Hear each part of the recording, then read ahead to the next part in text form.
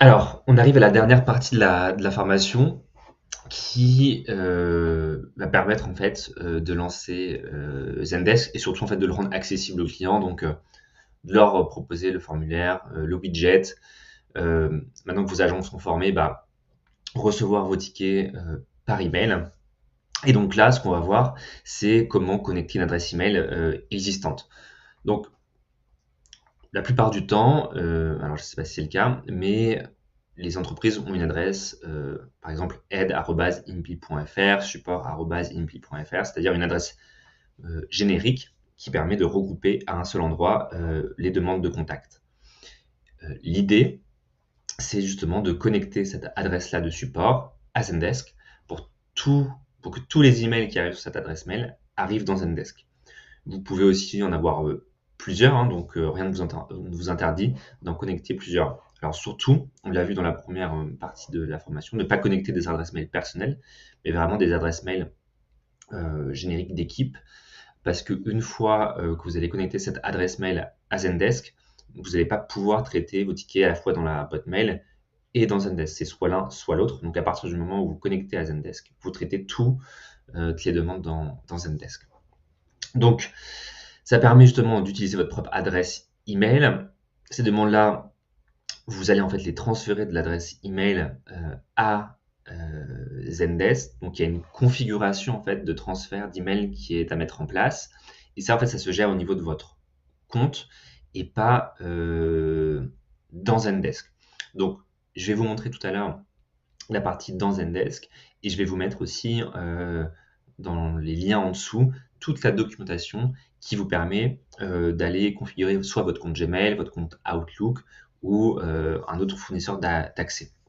Généralement, c'est intéressant de faire appel à quelqu'un de votre service informatique parce qu'il va à un moment donné devoir toucher au serveur pour permettre en fait à Zendesk d'envoyer des messages pour le compte du coup de votre domaine sans que ça tombe en spam chez l'utilisateur final. Donc dans tous les cas, on va devoir accéder au serveur et ça c'est que des gens de chez vous en interne qui peuvent le faire.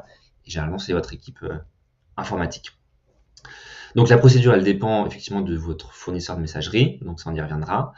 Et bien sûr attention à ne pas configurer ou ne pas brancher cette adresse mail avant que vous ayez vos agents formés sur Zendesk et que vous soyez prêt en fait à recevoir vos premiers messages. Donc voilà pour la théorie. En termes de meilleure pratique, il y a deux choses qui me viennent en tête. C'est qu'il faut configurer un transfert automatique et non pas un transfert manuel, sinon ça va poser problème. Et ensuite, c'est déconseillé d'utiliser un email de groupe de distribution ou un pseudo de messagerie comme adresse d'assistance externe. Donc, je ne sais pas si vous le savez, mais pour par exemple une adresse mail que vous avez sur Gmail, vous pouvez créer des pseudos, ce qui permet en fait d'avoir plusieurs adresses mail qui en fait correspondent à une seule vraie. Donc nous, on vous déconseille de brancher les pseudos à Zendesk, mais vraiment de brancher la bonne adresse. Sinon, il peut y avoir aussi des problèmes en termes de alors j'arrive pas à le dire, de, de, de transfert entre les deux. Donc, donc voilà. On va tout de suite aller dans Zendesk pour vous montrer un petit peu comment ça se passe. On se retrouve dans le centre d'administration Zendesk. On va aller directement dans notre canal email. Hop.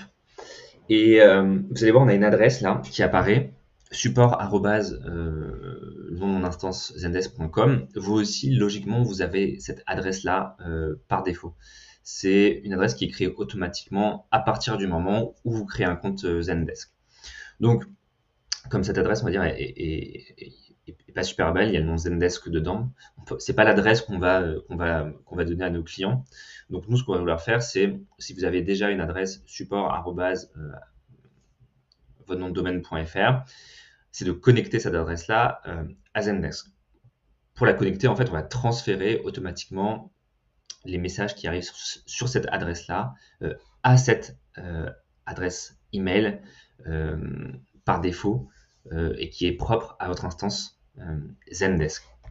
Donc pour le faire, en fait, Bon, il n'y a pas grand-chose qui se passe dans Zendesk, mais je vais vous montrer quand même. Donc, on clique sur connecter une adresse existante. Moi, ce que je vous conseille, c'est de passer par ici. Donc là, imaginons, je veux connecter support@impli.fr, je mets OK. Et en fait, bon, il reconnaît que c'est une adresse Gmail. Il me dit d'aller configurer dans mon compte Gmail le transfert et de saisir mon adresse mail Zendesk comme adresse de transfert. Donc, typiquement, pour Gmail, je vais en fait dans les paramètres en haut à droite, je clique sur forwarding ici et je vais ajouter l'adresse que je veux connecter. Donc en l'occurrence, l'adresse ici que j'ai sur mon compte Zendesk. Donc une fois que j'ai fait ça, j'ai un email de vérification qui va arriver sur cette adresse-là. Donc en fait, j'ai un email qui va arriver ici dans mon Zendesk avec un lien qui va me dire OK, est-ce que vous voulez vraiment transférer telle adresse à telle adresse? Du coup, vous acceptez et à partir du moment où vous acceptez, vous avez les messages qui vont arriver dans votre Zendesk. Donc voilà pour la connexion de votre adresse support à Zendesk. Mais ensuite, vous pouvez aller plus loin. Vous pouvez autoriser l'envoi d'emails par Zendesk pour le compte de votre domaine de messagerie. C'est-à-dire que demain, quand vous allez répondre à vos clients via Zendesk, si vous ne configurez pas ça, donc à savoir le SPF et le DNS, les utilisateurs vont voir apparaître Zendesk dans l'adresse email d'envoi. Pour éviter ça, vous pouvez autoriser Zendesk à envoyer des messages sous votre vrai nom de domaine. Donc, il y a des configurations au niveau du serveur à faire. Donc ça, en aucun cas, je pense que vous allez pouvoir le faire vous-même, mais plutôt faire appel à quelqu'un qui gère vos serveurs, soit en interne, soit en externe, pour faire la configuration. Ça prend en fait 5 minutes, mais comme c'est touchy, il faut mieux le faire par quelqu'un qui s'y connaît et qui sait quoi modifier. Donc je vous mets les instructions dans l'article. Moi, je vous conseille de le faire. En termes d'expérience, c'est quand même mieux.